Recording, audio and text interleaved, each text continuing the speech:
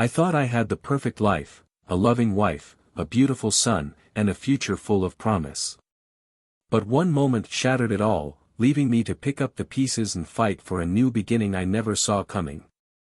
Growing up in a quiet, remote Texas town, where endless fields met starry skies, my life was a tapestry of simple days woven with moments that unknowingly shaped my destiny.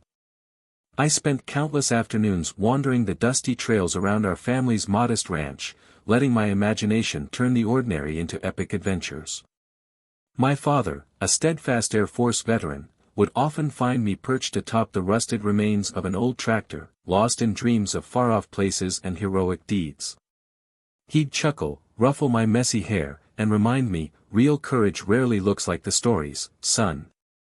When I was 12, tragedy struck our family, a barn fire that consumed not just our livestock, but my father's prized Air Force memorabilia. Watching him silently sift through the ashes, I saw, for the first time, the weight of loss on a man I had always thought of as invincible. That day planted a seed deep within me, a resolve to build something that flames or misfortune could never destroy. I wanted to create a legacy rooted in resilience and honor, much like the quiet strength I saw in my father. As I entered my teenage years, life threw another challenge our way. When my mother fell ill, I found myself stepping up to manage our household alongside my younger siblings. Those years weren't easy, but they taught me invaluable lessons about leadership, patience, and the quiet power of selflessness. While my peers chased fleeting dreams and momentary thrills, I learned what it meant to take on responsibility, not out of choice, but out of necessity. Each sacrifice, each small act of service, built a foundation of values I would carry with me for years to come. It was at a local Veterans Day parade that my path became clear. I met Captain Charles Donnelly, a decorated pilot whose presence commanded attention with quiet confidence. His stories of survival, camaraderie, and purpose stirred something in me. They weren't just inspiring, they were life-changing. That night, I decided I wanted to follow in his footsteps, even though the road ahead seemed uncertain and daunting. When it came time to enlist, I hesitated, not because I was afraid, but because I needed to be sure. The memory of my father's quiet pride and my mother's unshakable faith in me gave me the final push. They had instilled in me the kind of values I couldn't ignore, values of service, resilience, and honor. I knew that joining the Air Force wasn't just a decision, it was a way to honor them both. My early days in basic training felt like stepping into an entirely new world. The relentless pace, the discipline, and the physical and mental rigor tested me in ways I had never imagined. Yet, every challenge reminded me why I was there. I hadn't expected it, but during the grueling weeks of training, the bonds we formed turned strangers into family. One of those bonds was with Tom Cassini.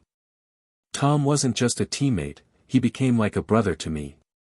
Together, we faced challenges no training manual could truly prepare us for, forging a partnership that would shape the course of my life. My name is Bill Watson, and I'm a 26-year-old technical sergeant in the United States Air Force, currently stationed in Afghanistan. My duties vary, but I primarily serve as either a sniper or a spotter, working side by side with my trusted partner and close friend, Staff Sergeant Tom Cassini. Our teamwork is as much about trust and communication as it is about precision and skill. The Air Force became my path right after high school, a choice deeply influenced by my family's long military legacy. My father dedicated over 20 years to service before transitioning to civilian life in Central Texas. Both my grandparents, proud Air Force veterans, also chose to retire nearby, while my great-grandfather left his mark as a member of the Army Air Corps during World War II. This lineage of service instilled in me a deep sense of duty and pride that has guided me throughout my life. I met my wife, Mary, while attending school in Mississippi. Her parents, Sam and Misty, are both retired Air Force members and recently settled in Central Florida. When Mary and I were stationed at Patrick Air Force Base near Melbourne, it was a blessing to have her parents close by, especially when our son, Sean, was born 3 years ago. Their support was invaluable as we adjusted to life as parents. To ensure Sean's future and provide some stability, I started a small cleaning business. What began as a service for our church soon expanded to contracts for base housing inspections, a local strip mall, and even a 3-story office building. The business has grown to employ about a dozen people, many of whom have ties to the military. Mary has been instrumental in keeping the operation running smoothly while I'm away, balancing her role as a mother and a business partner. Tom and I formed an Air Force exclusive sniper team, completing our training as top performers. Before our 18-month deployment to Afghanistan, Tom transferred from McGuire Air Force Base in New Jersey to Patrick AFB. Now, 8 months into our deployment, we've accomplished numerous missions together. Despite the challenges of deployment, I've stayed connected with Mary, Sean, and our families through phone calls and Skype. Still, the distance is never easy. During one of our regular Skype calls with Mary, something didn't feel right. While we were talking, I noticed a shadow moving in the background. At first, I brushed it off, thinking it could be anything, a neighbor, one of her parents, or even the wind shifting a curtain. But my instincts nagged at me. I mentioned it to Tom later, and his voice carried a note of sympathy but also caution. "You need to stay alert, Bill," he said. "If there's more going on, you'll want proof. And one more thing, make sure Sean's actually at her parents' place."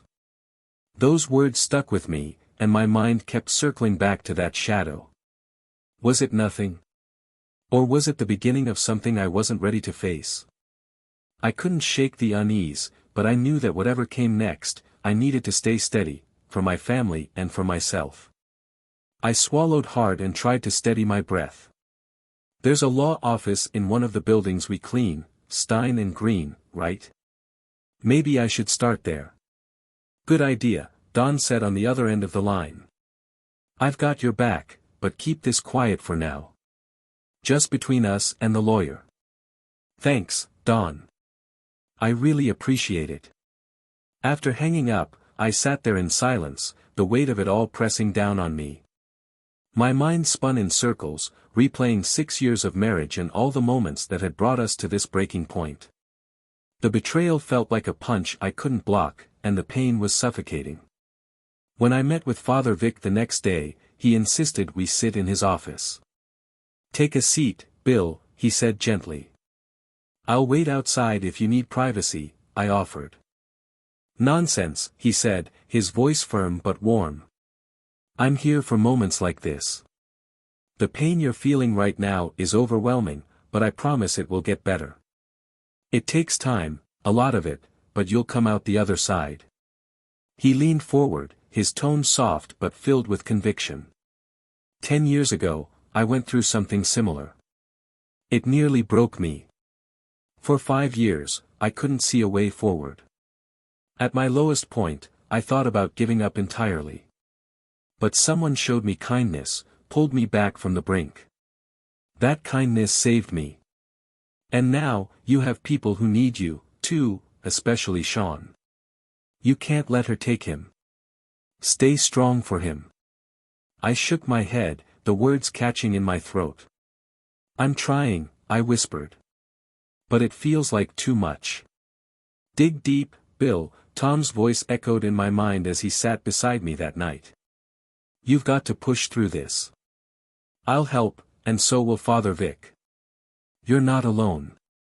"I know, Tom," I said, my voice breaking. "My buddy Don's keeping tabs back home. He's already found proof, caught Mary with one guy in our kitchen, and he suspects there might be more. He's contacting a lawyer to get the ball rolling." Tom put a firm hand on my shoulder. "We'll get through this. It's okay to break down, man, but don't let this take you out. You've got people who care about you, and Sean needs you more than ever."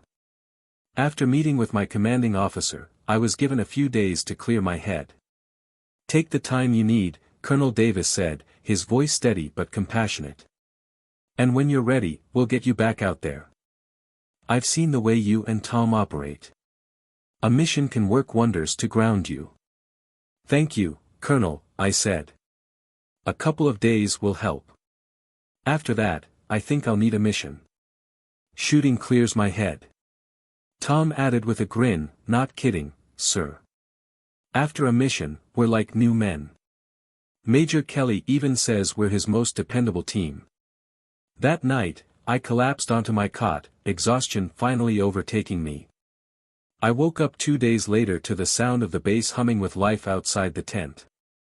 Sunlight streamed through the thin canvas walls, and Tom was sitting nearby, flipping through a magazine.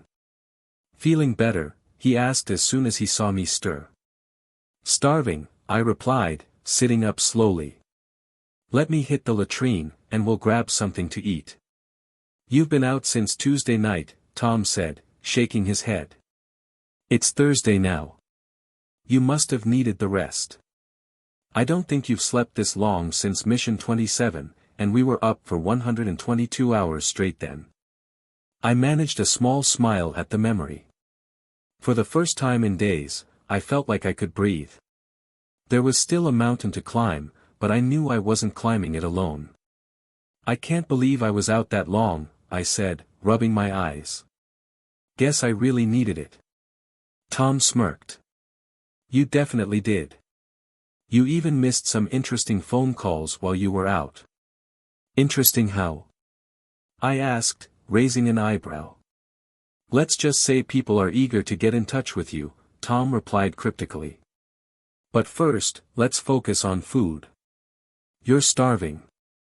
We made our way to the mess hall, where I loaded my plate with a mountain of food, 2 slices of meatloaf, 3 of roast beef, and a double serving of mashed potatoes.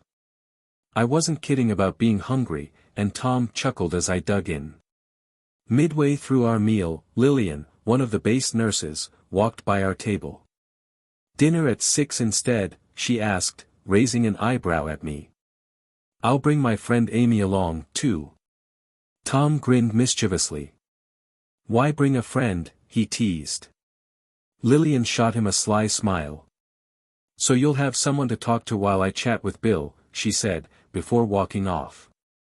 See you tonight, fly boys. I turned to Tom, feeling a little caught off guard. Was she flirting with me, or am I imagining things? Tom laughed, shaking his head. Oh, she was definitely flirting. And now I'm curious about her friend Amy. But first, let's finish eating, you've got enough on your plate, literally. After demolishing my meal, Tom and I headed over to the communications tent so I could Skype Mary. It was mid-morning back home, and she should have been working on payroll. When the call connected, Mary answered quickly, looking polished as usual, except for a patch of messy hair at the back of her head. My stomach twisted at the sight of her, a flood of emotions rushing in, anger, hurt, confusion. As we talked, I stayed calm, steering the conversation toward Sean and practical matters, but in the back of my mind, the knowledge of her betrayal festered. When the call ended, I immediately dialed my mom, needing her guidance and support. Mary's cheating on me, I confessed, my voice shaking. If Sean stays with the Wilsons, she'll try to see him as soon as she's served, and she might even try to take him away. There was a sharp intake of breath on the other end of the line. She's what? My mom asked, her tone equal parts shocked and protective. Of course, we'll go. But why now? I just found out Tuesday, I explained. Don Sterling, you remember him? He and Marie walked in on her with a guy in our kitchen. Don even took a picture. The divorce is already in motion, but Sean's staying with Sam and Misty this week. Mary will probably get him this weekend. Mom didn't hesitate. We'll go to Florida, Bill. Don't worry about a thing. And if Sean needs us, we'll be there. Sometimes parents forget that their kids grow into adults, but we've got your back. I'll talk to your dad about the trip. Thanks, Mom. Love you, I said, the weight on my chest lifting just a little. Love you, too, she replied. Be careful over there, and we'll keep you updated. After hanging up, I called Sean. Seeing his bright, innocent face on the screen made my heart swell. Hey, buddy, I said, unable to hide my smile.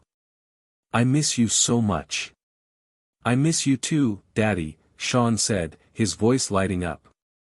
When are you coming home? I'm not sure yet, pal, I said, swallowing the lump in my throat. But it might be soon. There's a chance we'll get a break in the middle of the tour, it just depends on where we're stationed and what's going on. Sean's face lit up with excitement. That's great, Daddy. I miss you a lot. I miss you too, buddy, I said, trying to sound as steady as possible. Just hang tight, okay? I'll be home as soon as I can. As the call ended, I sat back in the chair, the bittersweet mix of love and longing leaving a knot in my chest. Sean was my reason to keep going, to stay strong, no matter what came next. I smiled warmly at Sean's excited face on the screen. Have you been behaving for Grandma and Grandpa? I've been really good, Daddy, he said eagerly, turning to my mom for confirmation. He's been an angel, Mom said, her smile genuine but tinged with concern. But you, Bill, something's going on. I can see it in your face. What's wrong? Are you in trouble or about to do something dangerous? Don't think we're clueless about what's happening over there. Her words hit me like a wave, but I took a deep breath, trying to stay composed. Misty, I swear, I can't talk about it yet. But changes are coming, and you'll know soon enough, I said. Trying to lighten the mood, I added with a small smile, oh, and by the way, I spoke to Mom earlier. She and Dad are planning a surprise visit to see you and the kids. They're thinking about taking Sean to Disney World when the time's right. Her expression softened, and I could see some of the worry ease off her shoulders. That'll be wonderful for Sean. Thanks for letting us know. I love you guys more than you know, I said, the weight of my emotions making my voice quieter. But I've got to go now. Take care, okay? Bye. As the call ended, I sat there for a moment, staring at the blank screen, wiping away a few stray tears. I wanted to trust Misty completely, I needed to, but I couldn't. Not until I could talk to her face to face or until Mary was officially served. Until then, everything felt fragile. Tom walked in, holding 2 beers. He handed me one with a knowing look. Here you go. Let's head back to the tent and unwind. We spent the next couple of hours in silence, sipping our beers. Each of us was lost in our own thoughts, the weight of life and deployment sitting heavily between us. Finally, Tom broke the silence. It's all going to work out, Bill. You'll see. The next morning, we met with Colonel Davis, who greeted us with a warm smile. Good to see you again, he began, his tone light. I've got good news, even better news, and fantastic news for you both. Let's start with the good news. Your lawyer in Florida, Walter Grumblatt, has agreed to handle your divorce case pro bono. He specializes in civil cases, while Ernest Stein focuses on criminal law, so you're in excellent hands. I exhaled, a huge wave of relief washing over me. That's incredible. Thank you, sir. Colonel Davis continued, his tone growing more serious. From the evidence gathered so far, it's clear that Mary's infidelity is undeniable, which should make this an uncontested divorce, especially since you're serving overseas. That will simplify things significantly. Brilliant, Tom said, nodding. Either Bill's a financial genius, or he's got a very smart advisor. Davis grinned. That trust you've set up for Sean is impressive. The assets are untouchable, they belong solely to your son. Now, who oversees the trust? You, your wife, or someone else? Tom answered without hesitation. Sean's godfather, Don Sterling. If something happens to us, Don takes over the company and the estate. Well done, Davis said, clearly impressed.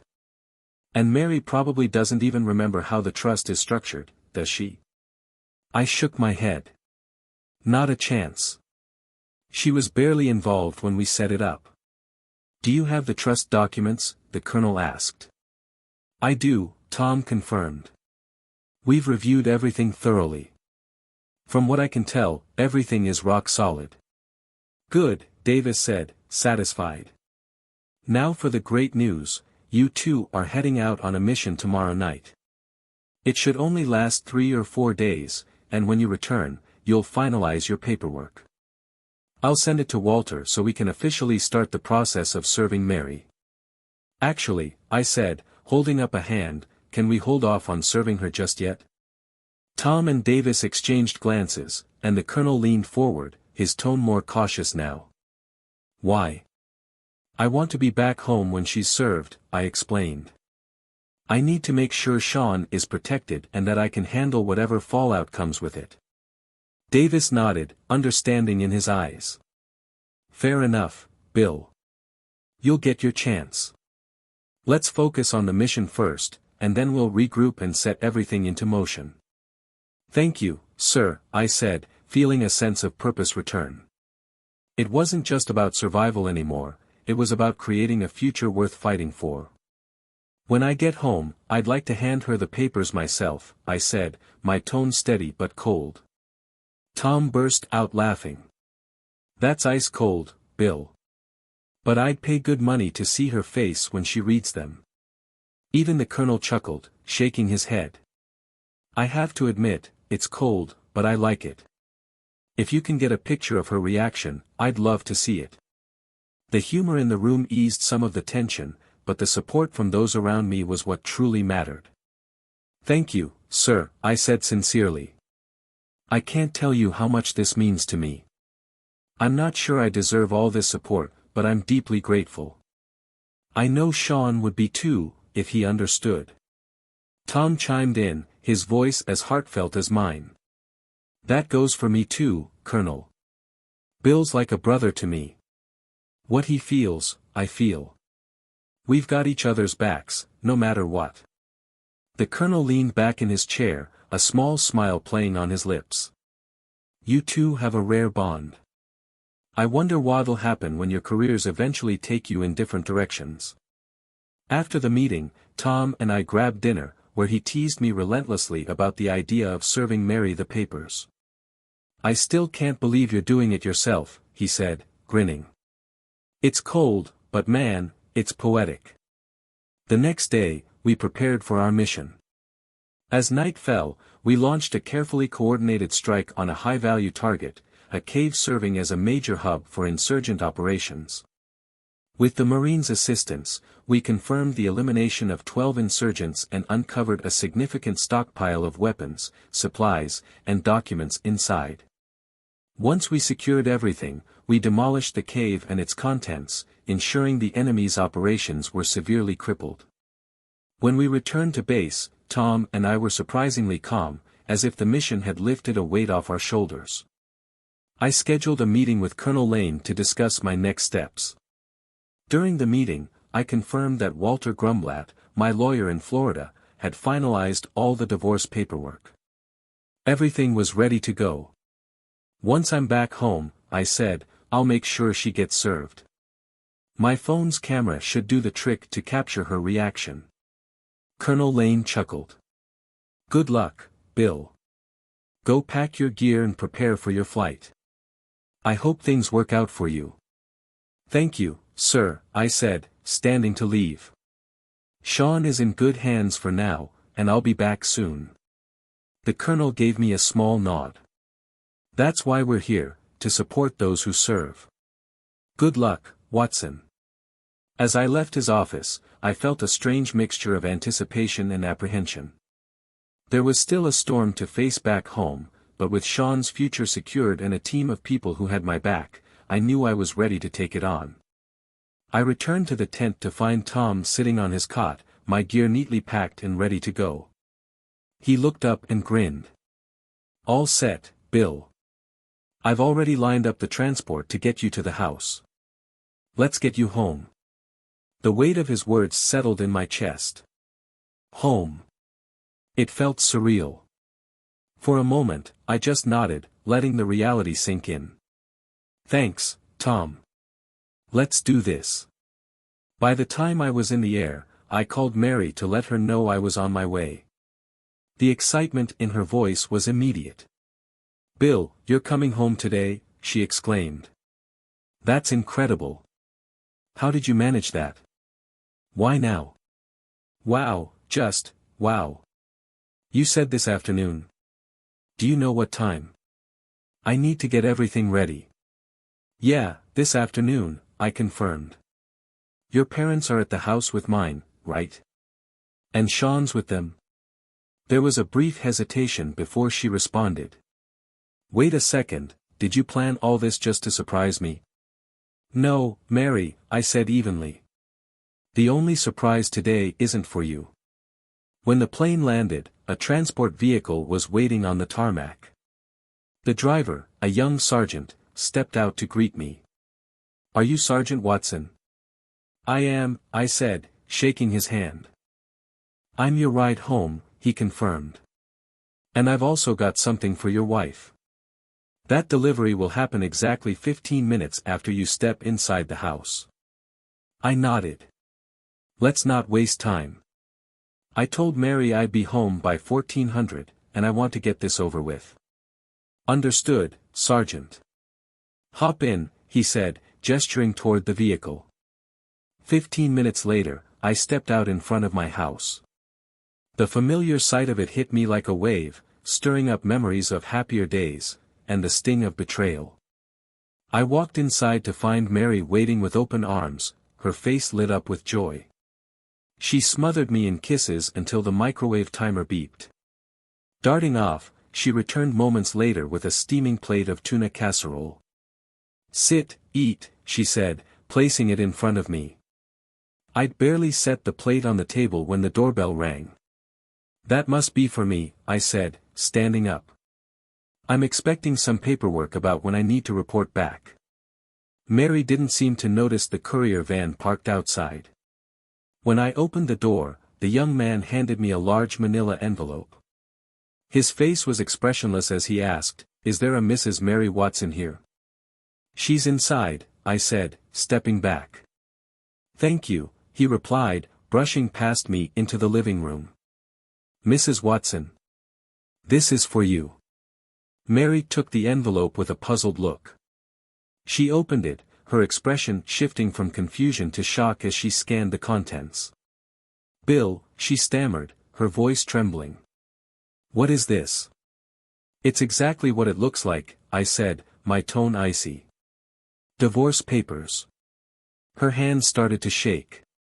I was lonely. I didn't mean to hurt you. I love you." I laughed bitterly, the sound cutting through the tension like a blade. "Don't insult me, Mary. This wasn't a mistake or a moment of weakness, it was dozens of times, with different people. And let's not forget that captain you've been seeing for over a year. Did you really think I wouldn't find out?" Tears streamed down her face as her sobs grew louder. "Bill, please. I'm sorry. We can fix this, right?" I shook my head, my voice cold and steady. "Our marriage was over the moment you decided to sleep with someone else. Now pack your bags and get out. You're not staying here."